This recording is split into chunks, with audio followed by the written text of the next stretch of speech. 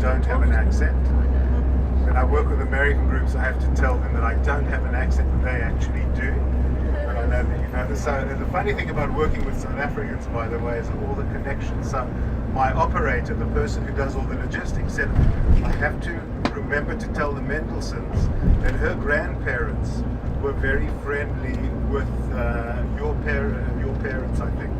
So they're the Freebirds. Yeah, the Freebirds. Very close friends. She told me I mustn't forget to give you a garus this morning. She didn't use the word garus because she doesn't know the word. So welcome. I'm sure everyone's been to Israel before, right? Anybody not been to Israel? We've all been here. Okay, good. I was worried for a moment. So I have a story that I like to tell when people come here. Now, I think Lee has probably heard it before because I think I tell the story to every group. So Lee, look as though you haven't heard it before. Okay. So when people arrive in Ben Gurion, I like telling them the story of the day I came on Aliyah. Because I came on Aliyah on a momentous day for the Jewish people. I have to say immediately, not because I came on Aliyah, that wasn't the reason it was a momentous day, but something else happened on the day that I came on Aliyah.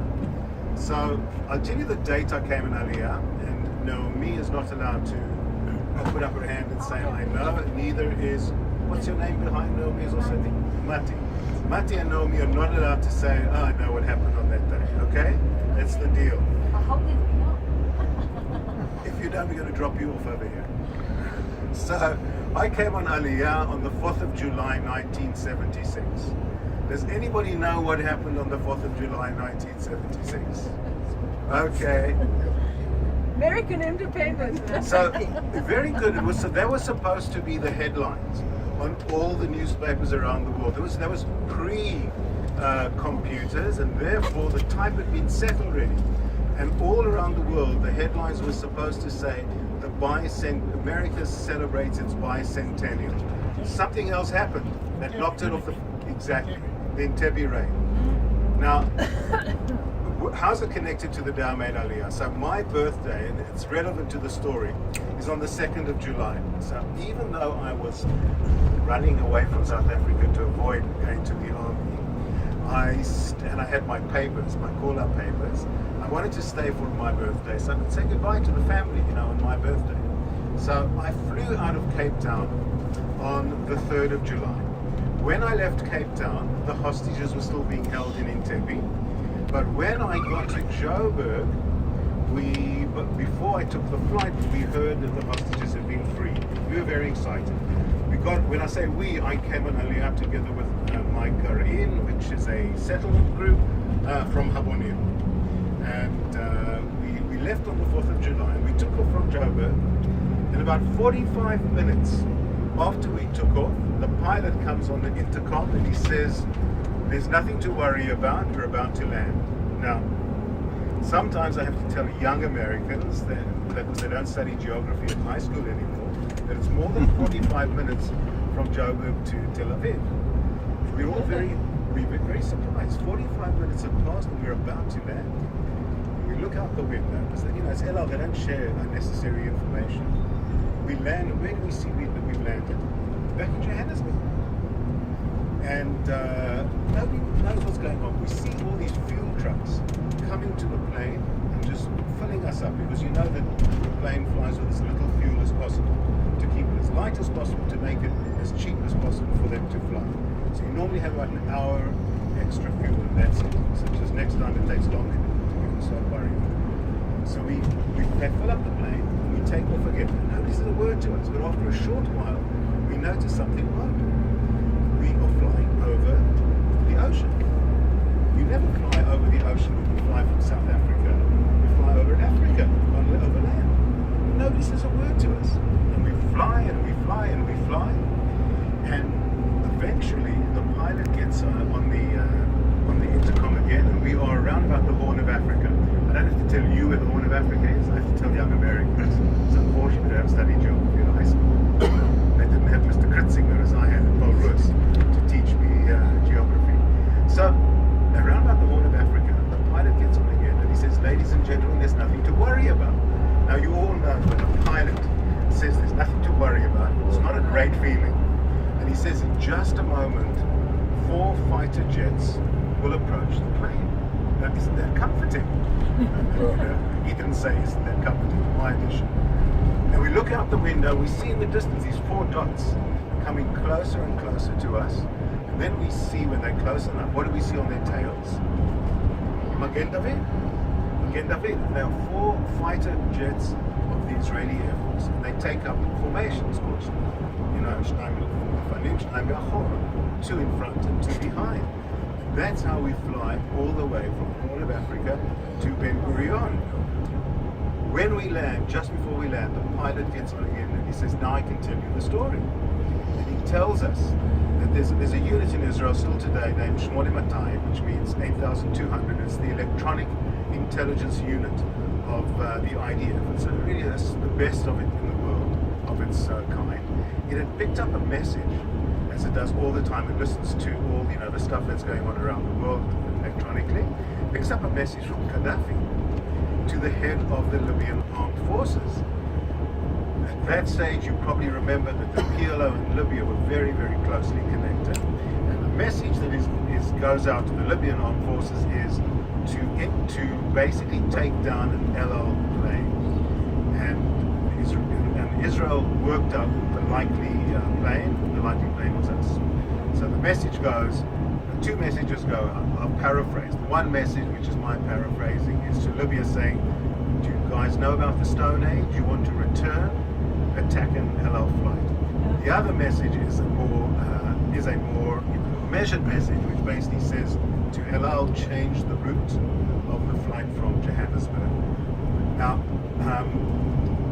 for me, it was a very powerful experience, also partly because the hostages had arrived before we landed, but they'd been taken first, as always happens in these situations, to have a medical checkup and to be interviewed by Israeli intelligence, just to see if there's anything that they might have learned that would be useful for us in the future. And then they were transferred from the military airbase to Ben Gurion, and they arrived at the same time as we arrived. So it was quite a moment. Now, when I tell the story, I work with all types of groups. Some of the groups I work with are groups that are, we'll put it this way, ambivalent about Israel. Do a lot of work with people who we bring to Israel who are prime targets for BDS. You all know BDS, right? South Africans all know what BDS is. And we try and show them our narrative, even if they are not on board. What we try and do is give them our narrative so they can see that there is another narrative as well. I just did a group, for example, from UC Irvine. Why UC Irvine? Because that's where Michael Oren was almost physically attacked. So there's now money in the Orange County Jewish community to help bring student leaders. And my group they weren't Jewish. They were African Americans, they were Hispanic Americans, Vietnamese Americans, and Palestinian Americans. Great group of people. And my role is to try and introduce another narrative, a powerful narrative in the story. So I often tell people that there were 2 conversations the day before the Entebbe raid. One was in New York and one was in Tel Aviv. In New York, at the United Nations, the Security Council had a debate and said, it's terrible, but there's nothing we can do. And in Tel Aviv, there was a conversation in which Yitzhak Rabin said, it's terrible, now we're going to do something. I'm not sure if you know, but Rabin, when he gave the order to prepare find a solution to the raid and prepare something, he's doing well. When he actually gave the orders, he also wrote his resignation letter, and that if it hadn't worked out, the raid, that would have been the resignation letter that would have been handed in. So it was a very powerful first day, I have to say, in Israel. Always, of course, a little complex in Israel, because the kibbutz that I went to Aliyah to, which is not the kibbutz I live on today, I went to Aliyah to a kibbutz called Nir Eliyahu. Yoni Netanyahu's kashar, his radio man, was from Nir Eliyahu, so of course there was a bit of sadness together with the incredible excitement of that day. So, who am I? My name is Julian Resnick. I'm from Somerset West. Those of you who are not Karpenars probably don't know Somerset West. The rough guide to South Africa has this awful line about Somerset West that says, don't bother to go there. So I'm from Somerset West. My father was a country doctor. I grew up in a Jewish community of 60 families. None of the original 60 families really live in Somerset West anymore. There are new Jews in Somerset West these days. The old families have all left and live in Israel and Toronto and Sydney, where Jews tend to live these days. And I went to first to Ottenitz Holland, which is the local high school, and then to Polruas Gymnasium Stellenbosch, which was a great high school to be one of the 6 Jews out of 1,000 boys, together with the Siegels and the Friedmans. And I then came to Israel in 1972 on what was known as the Machon Madrechei Chutz Laaretz. In 72 I came, and I got into medical school at UCT, but unfortunately the Yom Kippur War broke out, so I never became a doctor. I came back as a volunteer, and even though I did return to South Africa to finish a first degree, I did that very useful degree called English Literature, which opens up the world of employment for you in a way that is of course unimaginable. And I came back to live here in 1976. I'm married to an Israeli Sabra. Who's we'll talk afterwards. You're very close to a Sabra. I know. I'm married to a Sabra who is a psychologist and works in Beit Shemesh. And I have 3 children and 2 granddaughters. The second one was born a week ago.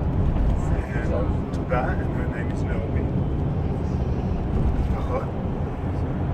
And that's it. My kids all live on the kibbutz, which is fantastic. So my granddaughters live 200 yards from me, not in Toronto. And my son's a doctor. My daughter's doing a doctorate. And my little one studies at Ben Gurion. And my 2 older children are 4th generation Hebrew University, because my wife's grandfather was one of the founding professors of the university. So for the historian over here, you might know his name. His name was Professor Goitain, Shlomo Dov Goitain, who was the famous Geniza scholar, my wife's grandfather. So that's who I am. I know just, I think, 2 of you. Lee was with me once before when we traveled around Israel. And were you at Edison, or where were you? I was at Edison. You were at Edison. And I remember you from our older teen years. Remember that